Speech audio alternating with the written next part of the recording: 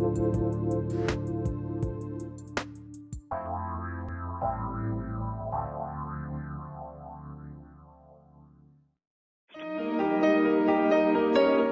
to the Dr. Pat Show. Talk radio to thrive by. Powerful, inspiring, and coming to you live, bringing you stories of people like you and me, busting through and living life full out. Get ready to dare to wonder what your life would be like if you knew you could not fail.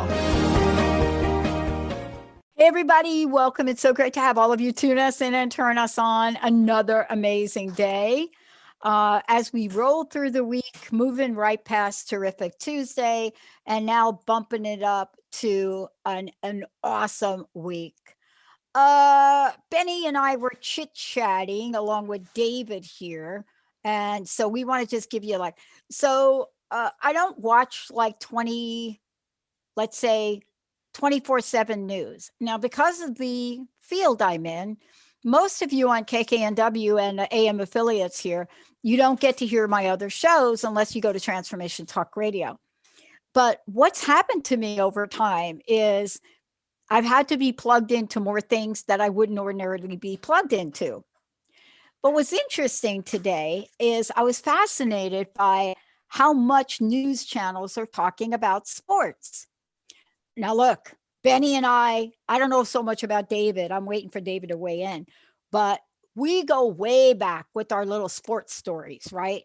So I'm in pain and suffering over not being able to play table tennis with my table tennis friends, right? And so you think about that, you think, oh, that's just you. But then you turn on the news and you say, okay, we're going to cancel a football game. Now, I know my papa up there, he is just rolling over like a few million times. Like nobody cries during football and doesn't cancel football. But we're in a whole new world. And in a whole new world, you need a whole new paradigm. And the paradigm could either be one of your own making or your own ego, or it could be a paradigm where you tap into something powerful. Many, many years ago, I heard about something that I totally mispronounced, but I read about it because I was part of a group of people. And I read about the founder of this particular group of people back in 1930 something, can't remember exactly what, 30, 34. And I thought about, when did I first get turned on to this? So when did I first get turned on to the I Ching? For a lot of years, Benny, and you know this, you've been with me 16 years, pretty much can mispronounce anything. I Ching. Some people say, no, they don't say I Ching. But what is it I heard about this? And so more of my life that I was part of this group of people and still am today, it turned me on to new learning.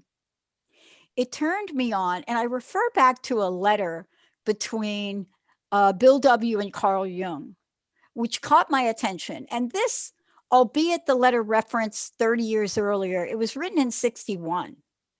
And so here I am, and I'm looking at things, and I'm looking at, what are these people doing? What is this dude, William James? What is this intrigue by the I Ching? What is? Well, today, joining me is somebody that has become more than intrigued. Paul O'Brien is my very special guest today. You're going to hear a fantastic story, because that's what we do here. We talk story. Yes, we provide solutions. Yes, we pull cards. Yes, we do readings, but we talk story. The day and age we're living in is because we are being called to share those stories. And so I want to introduce you to Paul, who's going to take us on a journey about what these, let me just see, David, I think you got a bunch of images for our social media, right? But just want to kind of hold this up for a minute. because Paul O'Brien is joining me to talk about Visionary I Ching Cards. Now, that's important, but like the smaller print is like even more important for me. So the smaller print is the book of changes for making intuitive decision, the book of changes for intuitive decision making. This is a theme. Linda schedules everybody. This is a theme. We have been talking about intuitive decision makings now for about 2 months. But wait a minute.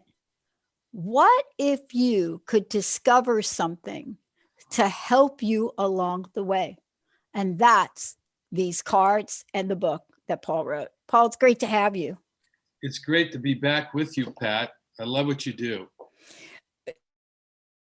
I love what you do. So look, my journey to the I Ching did start maybe somewhere back in the 60s, with this conversation between Carl Jung and Bill W. And when you discover furthermore about the underpinnings of some of what we call 12-step programs, much that gets left out are these early days of study. And if you go to the early days of study and why things were so successful in 30, 40, you're going to find things like the I Ching. There are people listening that may have a sense of what you and I are talking about, but most people don't, because I think what you're bringing is a contemporary interpretation and version for the times we live in. Is that true? Are you bringing this to us, ancient wisdom, but a fresh perspective? I think that's an excellent way to put it. That was my intention. And I became an accidental I Ching author, and then an I Ching entrepreneur, and then a wider scope of entrepreneurism, where I developed the world's first divination software, which was an I Ching program back in 1989. But the history of my involvement with it went back to 1969, like you said, the 60s. Bill W. was also interested in LSD, and he did some experimentation with that and was going to recommend it. But then, the drug laws entered in and put a kibosh on that. But I was introduced to the I Ching as a student at UC Berkeley. And it just blew my mind, and I became devoted to it, because the first time that I cast it, this girl was showing it to me, this fellow student, and she said, just ask a question, write down a question, and cast the coins. And that's usually the way people consult the I Ching, rather than cards are like more of a tarot card type of approach. And we've just come out with the Visionary I Ching card deck, which we can talk about later. But basically she said, cast these coins 6 times, write down your question. And I was a smart aleck. I was a young smart aleck, and I was just making fun of it in my own mind, and I'm saying, oh my God, this is a fortune telling game. I'll humor her. She's cute, and so I did it. I didn't have any serious question. And it came back with hexagram number 4, which is one of 64 archetypes. And in tarot, you have 78 cards, 78 archetypes. So it came back with number 4, which is entitled Youthful Folly. And it says something about the student lacking respect for the teacher. And I thought, oh my God, it's ignoring my stupid question, but it's totally reflecting my energy. And it's kind of like, rapping me across the knuckles. And I said, I gotta try this again. And so my intention the second time was different. I wasn't making fun of it. I was testing it. And it came back with a reading that in summary said, questioning the sincerity of the seeker. And I thought, oh my God, now it's testing me. It's testing me. I was making fun of it. It made fun of me. I tested it. It tested me. I thought, wow, there's something going on here. This is some kind of mirror. And that's what turned me on to the I Ching. And I became a student of it. And I studied it on my own for the next 20 years before it occurred to me as a high-tech executive, using the I Ching at work, because the company was so damn stressful, And I should say, the reason to use a divination system, it's not about fortune telling. It can give you some sense of the future and some sense of which way the wind is blowing, but it's basically a mirror that reflects what's going on right now beyond the limitations of your ego's ability to perceive things. It doesn't care about your ego. It's looking at reality from a very broad point of view, and it's giving you a reflection on the quality of the moment, specifically as related to the person who cast the coins. And so I was using it at work just to try to get through the day because it was such a brutal environment. And one day I had a light bulb go off and I go, gosh, this is a Macintosh company. That's a graphical computer. I wonder if I could create an I Ching program that would include graphics and sound and create a meditative experience for people and create greater access to this wonderful tool, 3,000-year-old tool. Right. Spiritual tool. And that's how I became the accidental entrepreneur. It was just strictly out of my love for the I Ching. In fact, I cast the I Ching to ask it whether I should create a software version of it. And I got the hexagram enthusiasm turning into breakthrough. And I left my job. I was VP of marketing for a high-tech company. I left my job. I did some consulting for a couple of years, but I left money in order to pursue something exciting and meaningful to me. And that's kind of my story behind the book, Intuitive Intelligence. Yes. And I'm a man who left money for meaning to do I Ching software, which is about the dumbest business idea ever. I would have got laughed off of Shark Tank. They would have eaten me alive. And but I was just doing it. It was a labor of love. I wanted to do something meaningful and good for the world and increase the access to this wonderful tool that had helped me throughout my adult life. And that's how I became an entrepreneur. Little did I expect that it would ever amount to much financially, but 15 years later, after starving for 12 years, I added tarot card software, and I added astrology software. I got the franchise with AOL and with Yahoo to provide all of their horoscopes and everything else like that. And I ended up being pursued for acquisition, and I had no investors, had no family money, which is why I starved for 12 years. And I became a very wealthy man in spite of the fact that it was never my goal. I had no exit strategy. I had never imagined that I Ching software was going to be a path to a wealthy return. But I'm not complaining. But No. I mean, I don't think the I Ching really. How should I say?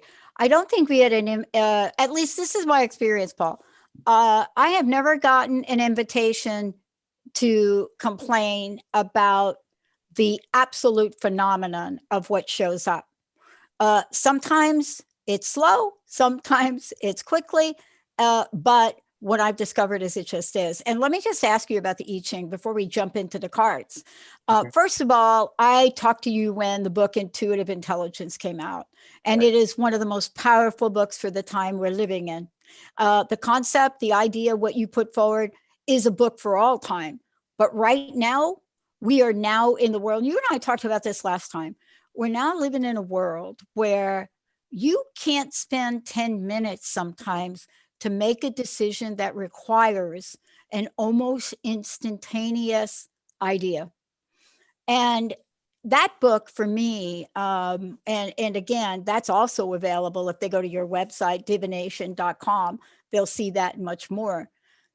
But this is interesting about the I Ching. And, when I was, let's say, when I was 17 and I was like, I didn't have a home, I was thrown out, I didn't know where to go.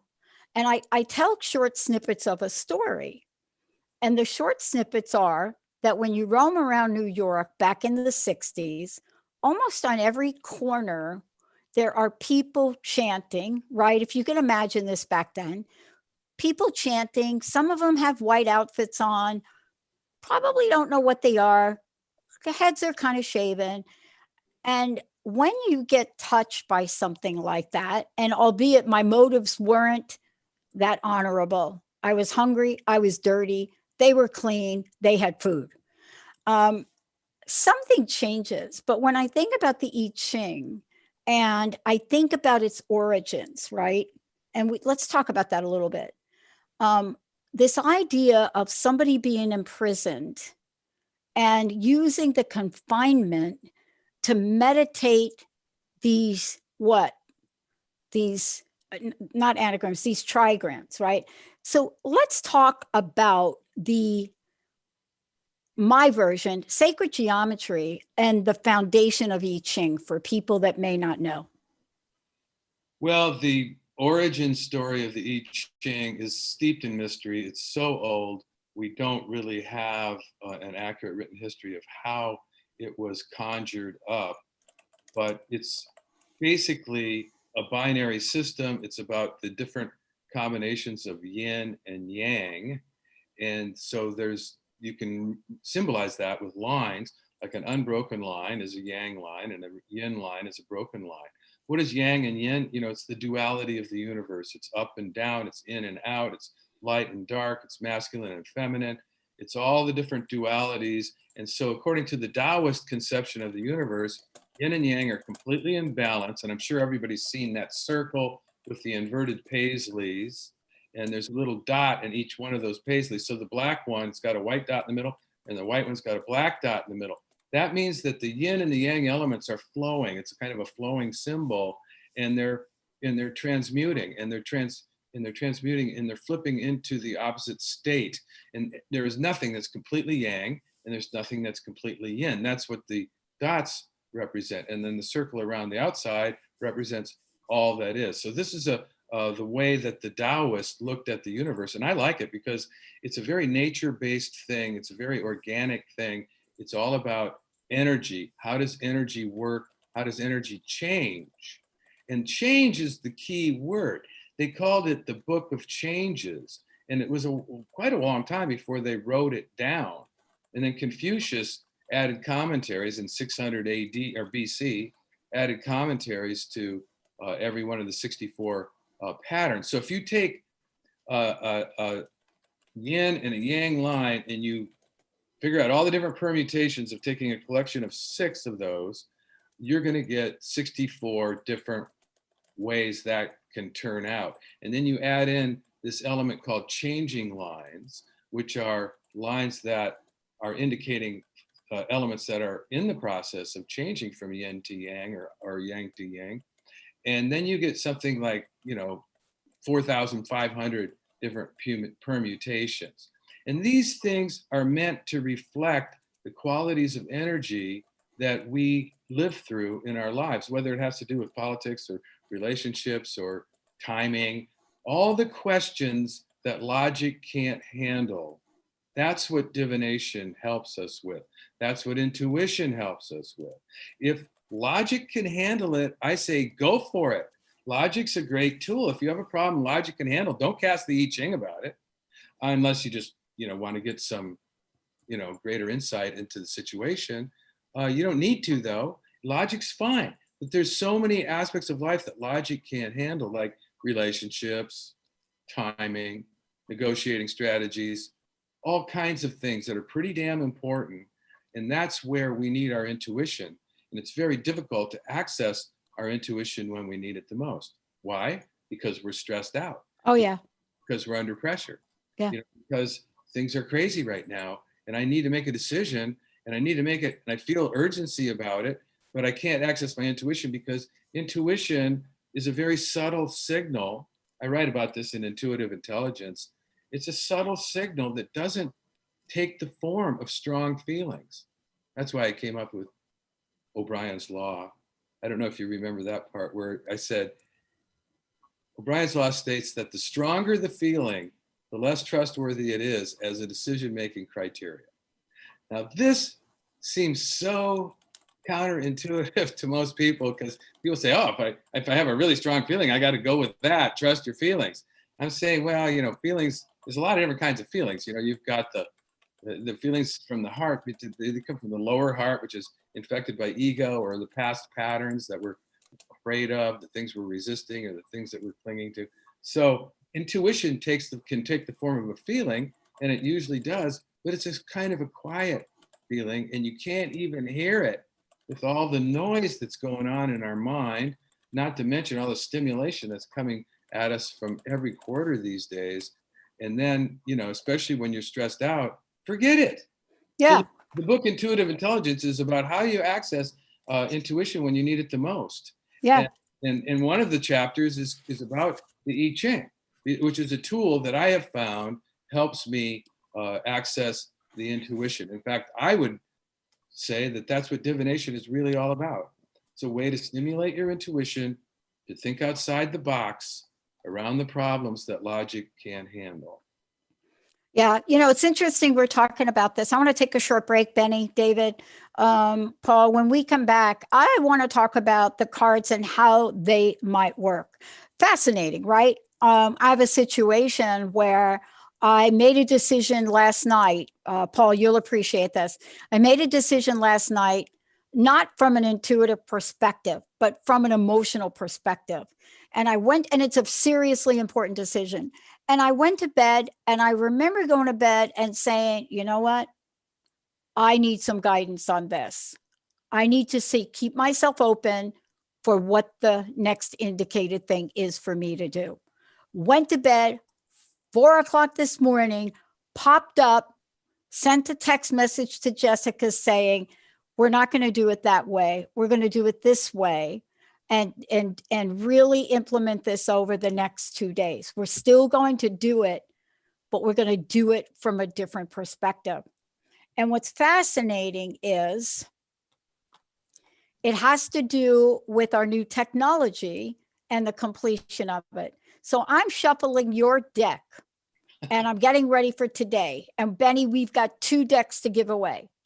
And out of the deck is a card that didn't get part of the shuffle. It just happened to be sitting there. It was like sitting there, right? So I'm shuffling, but the card wasn't in it. When we come back, we're going to talk about that, what the cards do, how to use them, and what the interpretation is. Let us get into this right now. And when we come back, I'll give away the first deck because, and secondarily, they're just beautiful. Short break, Benny, we'll be right back.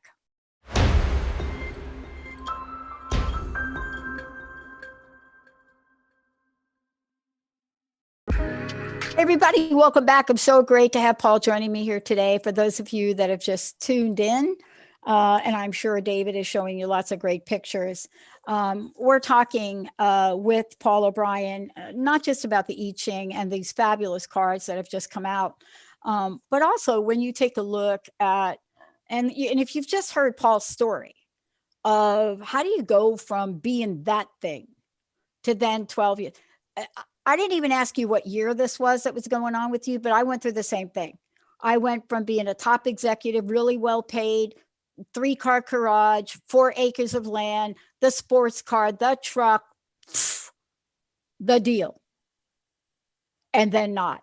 And it took, Paul, I didn't count this out, but it took 11 years for me to get through paying out money, paying for school, not getting another job, graduating school, and then the new mark in my life. I think you're right. I think it was 12 years. Now, people are going through this right now. They're going through this right now. Yeah. They are kind of like me and you, where they have a sense of things, but they can't make sense of things. Right. For us, we have to make decisions. So I was chatting during the break, and I want to demonstrate how the cards work and how the I Ching works.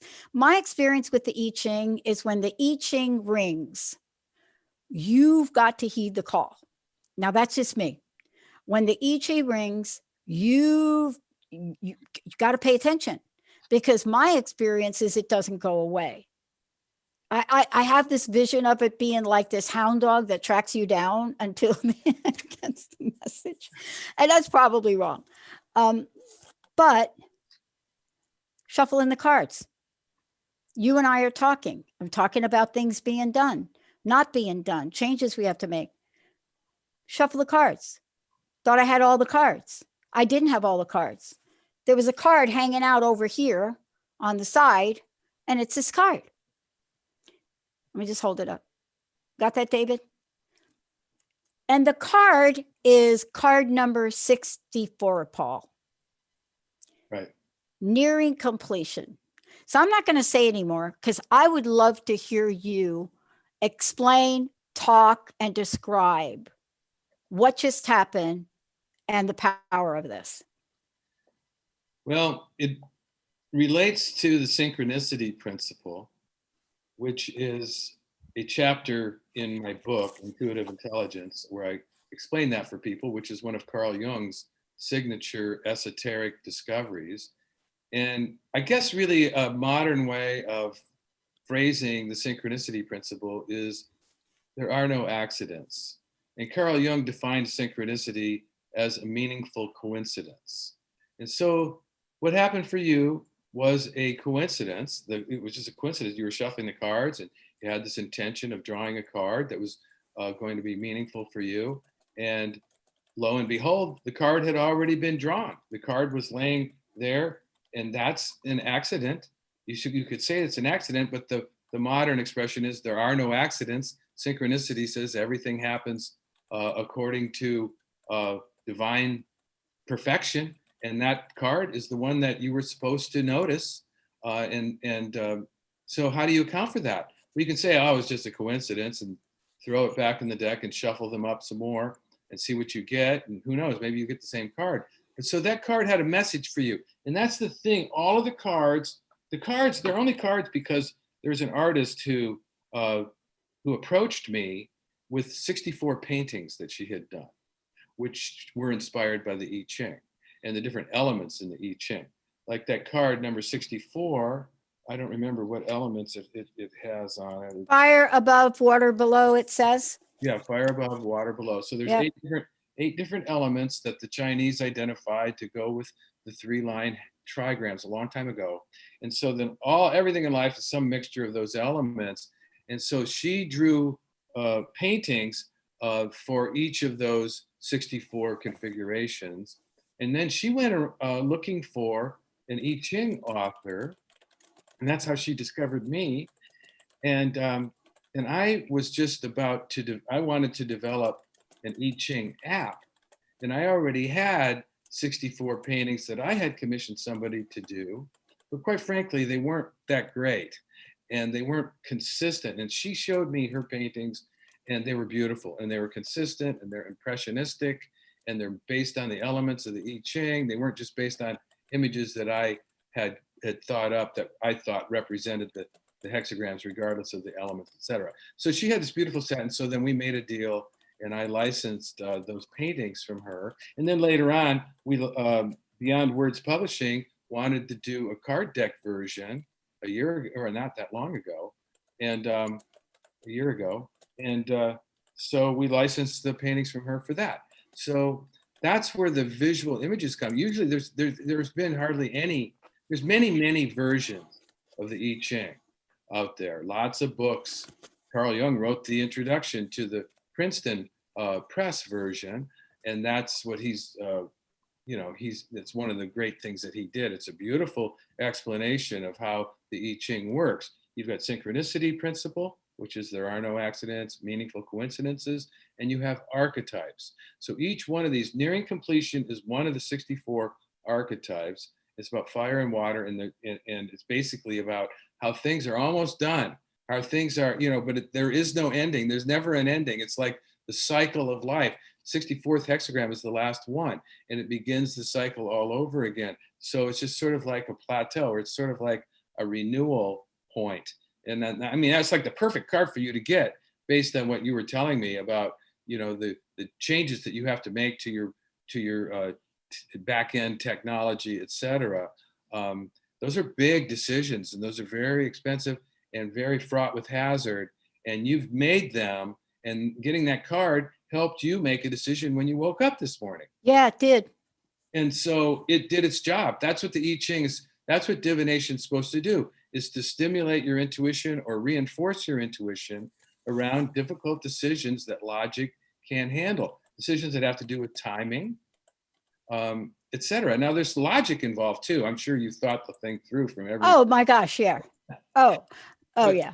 ultimately, you got to pull the trigger, and that's got to have some emotional leverage behind it, and so that's why you got that card. It's just you were supposed to get it, and so Yeah. all 64 of those of those hexagrams, all 64 of those archetypes are inside of you. You could have gotten any one of them. Yeah. What the universe is giving you, the one that you needed to call up right now, the aspect of yourself or the wisdom within you that needed to be called up right now to help you in the current situation.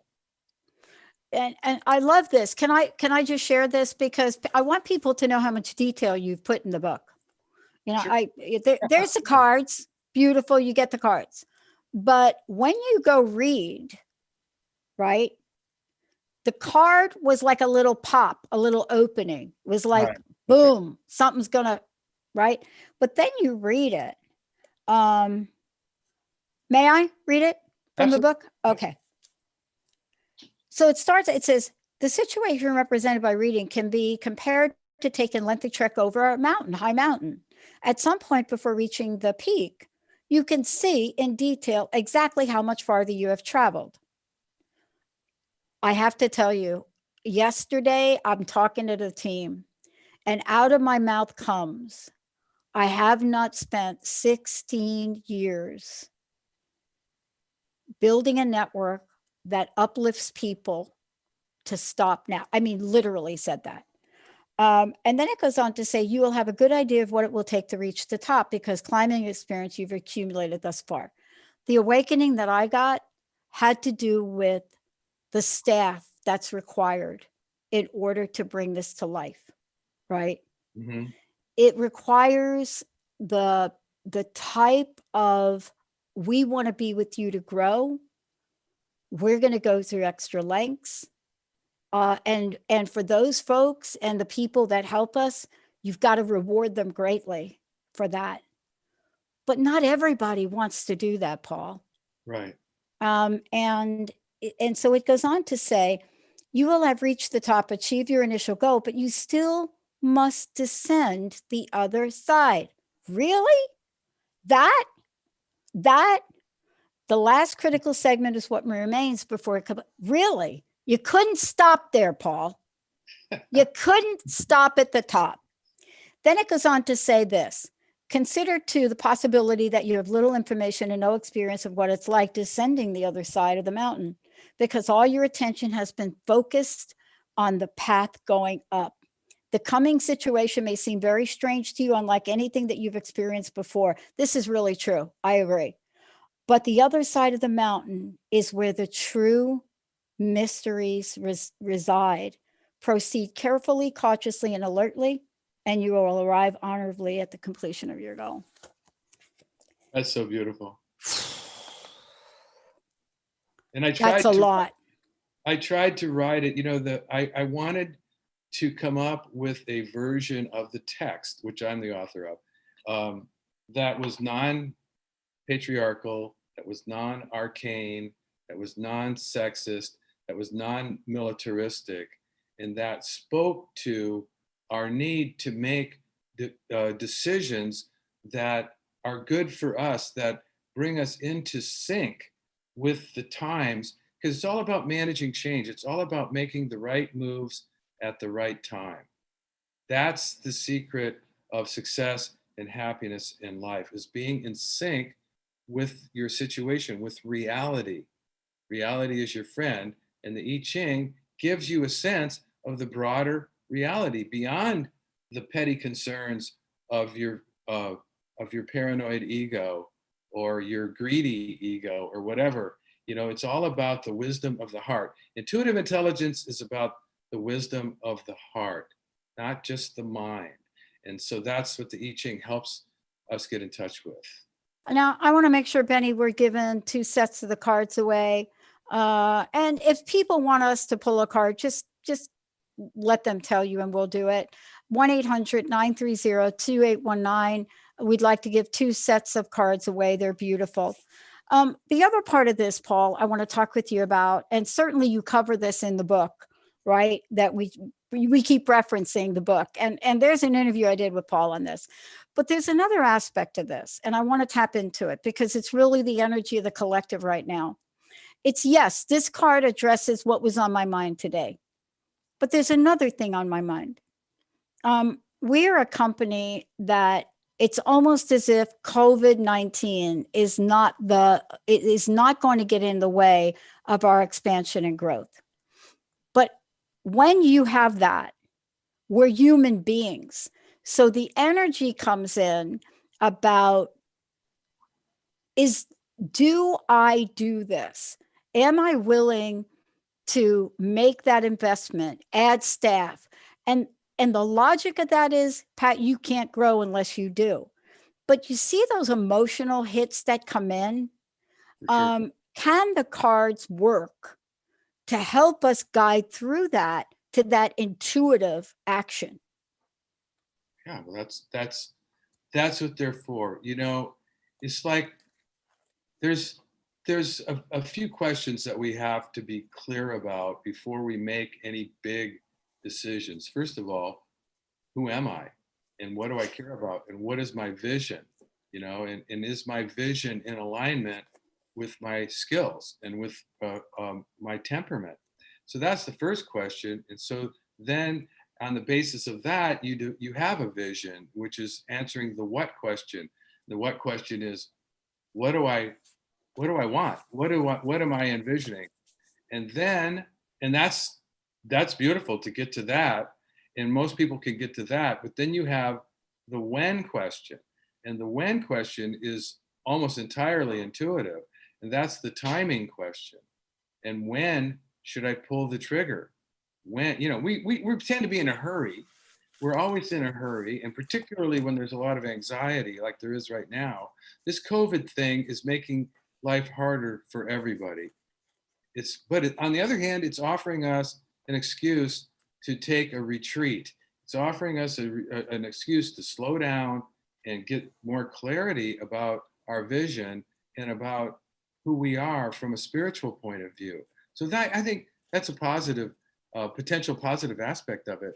But we have to, it doesn't mean that we don't have to be in a hurry. We have to decide when is the best time to execute the decision. So what is the what question is, what is the best next move for me to take? But that doesn't mean to take right away necessarily, because the when question is, and when should I execute that decision? Yeah. And that's where intuition comes in, and where there's no formula for doing that right. Because if there was, every psychic would be a millionaire. Yeah. But all we can do is try to get help where it's available. And that's where the I Ching can help us get out of our own head. And then we can meditate on the answer that we get. And like you got nearing completion. But you know, there's a second card. And in the booklet, it explains how to do this. You can draw another card relative to the same. Usually people draw 2 cards. One of them is the present, which in your case was nearing completion. And then if you had another card, that would be an indication of which way the wind is blowing if you were to get in sync and to abide by the wisdom that the I Ching's offering you. Actually, 3 cards popped up. Uh-huh. And so the second card, it was really daunting for me. It was so aligned. So David, I think, is doing this show. We decided not to celebrate our 10th year anniversary in 2020. We made that decision in 2019, by the way. Uh-huh. So it wasn't like 2020. We didn't do that. We said, my number is 11. It's my number. It's my birth number. Mm-hmm. It's my softball jersey number. It is, I don't know. It's just the number. Since I was a young kid, it's always been 11, right? even like a little kin. I used to doodle 11. And so David and David has a birthday. I'm not going to share it if David wants to share it, but he's our newest producer. And we were talking about this. And I said, I just want to do the 11 thing. I want to just, as we're launching things, 11 years feels right, 2021. Uh-huh.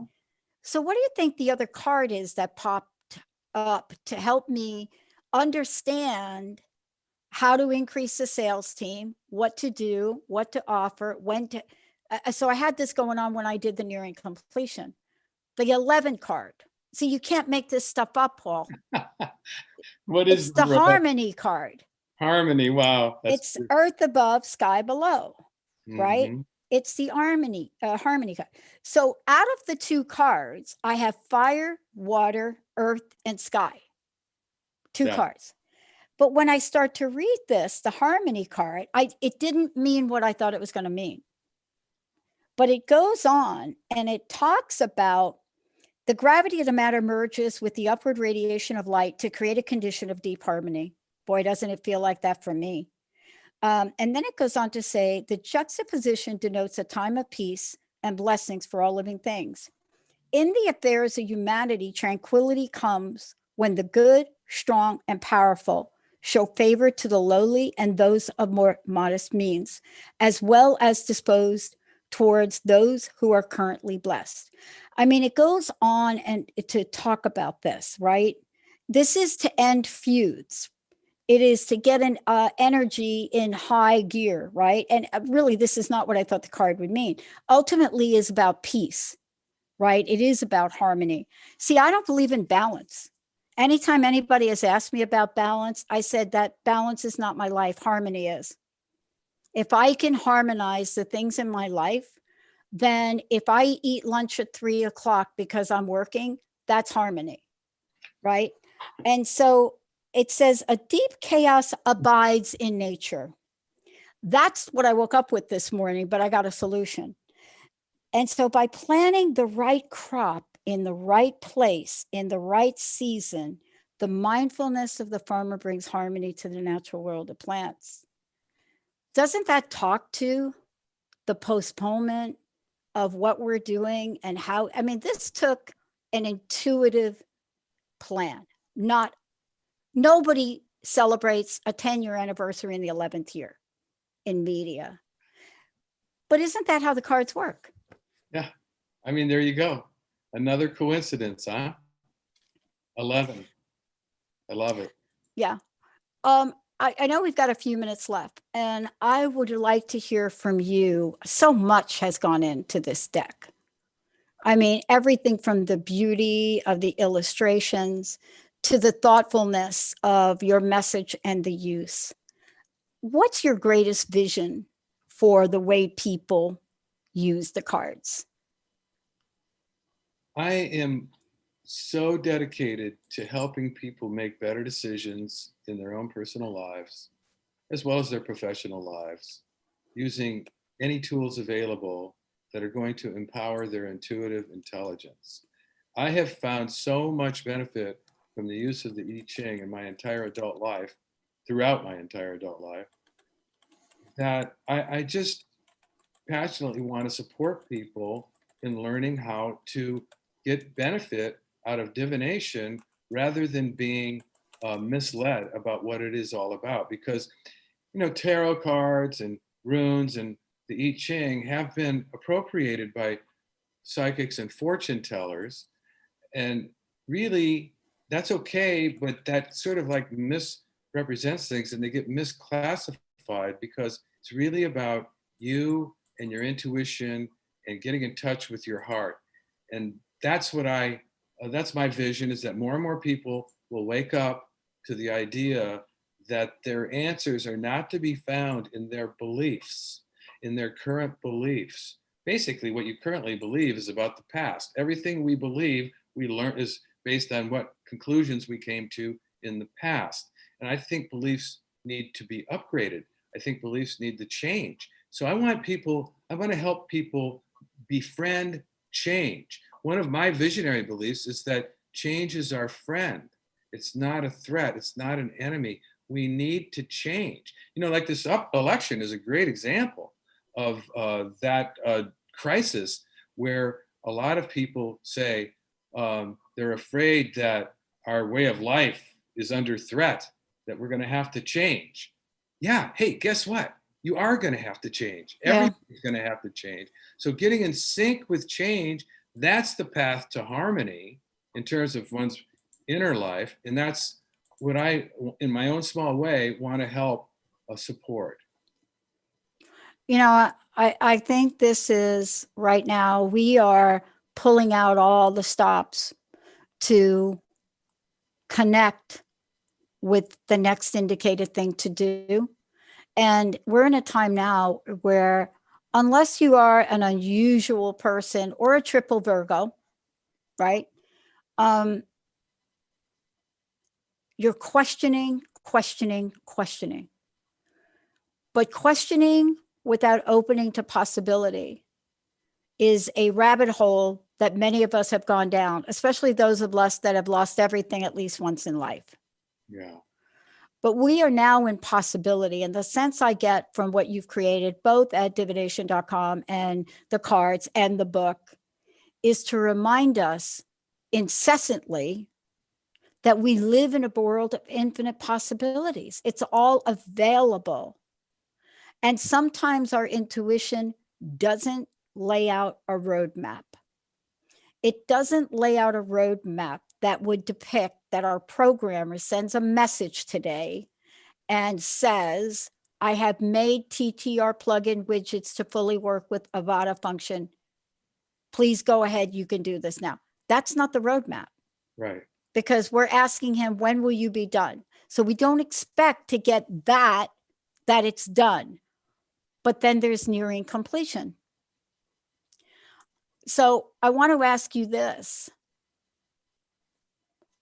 How powerful, and I've asked you this before, how powerful are we in carving a life that not only helps ourselves, Paul, but clearly, like the Harmony card, helps others? How powerful are we when we hone in on the power of I Ching and the power of intuition? It's a beautiful question. And it reminds me of a great living teacher named Michael Singer, who wrote The Surrender Experiment, Yeah. Untethered Soul. Oh my gosh. And that's, the power we have, power is a kind of a funny word, because we think of it in terms of like power over something, or the ability to change things through our will. And his story, and kind of my story too, is just to sort of learn to follow your heart and to follow your intuition. And I think that we have an incredible opportunity always in our lives to become more open and more loving and more heart-centered and more surrendering to our good, rather than being stuck and blocked in our heart center or in our mind. So we're always learning. It's like, I'm never going to stop learning. I am just passionately committed to learning. And that's where ultimately where the power of peace comes from, is learning who you are, what you're good at, and what you love to do, and then just doing it as best that you can. And so, I just want to encourage everybody to keep the faith. These are hard times. This is incredibly hard times. We have so much anxiety. We've got climate change, we've got social unrest, we've got the pandemic, we've got the election, we've got a president who's saying he might not leave office even if he loses. This is incredible stuff that's hanging over us, and it makes it very difficult to have peace of mind. And so we need to get more we need to govern our consciousness a little bit better, more meditation, more use of ancient spiritual tools that can be helpful to us, like the I Ching. We just got to do the best we can and keep the faith that life is good. Life is inherently good, and not give up on that proposition, and, just carry on. Yeah. And you're right.